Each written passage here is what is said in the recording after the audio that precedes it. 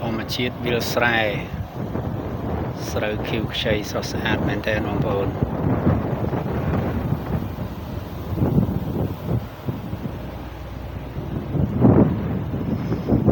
ស្គាល់ទីតាំងនេះអត់នេះទីតាំងអែមពកស្អាតបងប្អូនមើលពកវាយរ៉លមែនទែនហើយនោះគឺជាអគារវឌ្ឍនៈបងប្អូនស្គាល់ហើយមើលទៅ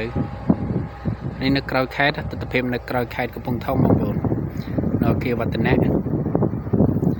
ដែននោះកន្លែងពន្ធដារហើយនៅនឹងធម្មជាតិស្អាតល្ងាចឡើងខ្យល់មកជាឲ្យមកមេឃតែមែនទេបាត់ stress ស្រួលណាស់ហ្នឹងហើយនោះវាជាផ្លូវអាស៊ាន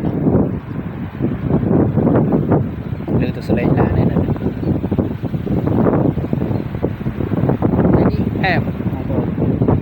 ហើយមើលស្រូវទុំស្រូវប្រាំងចិត្តបានជ្រោល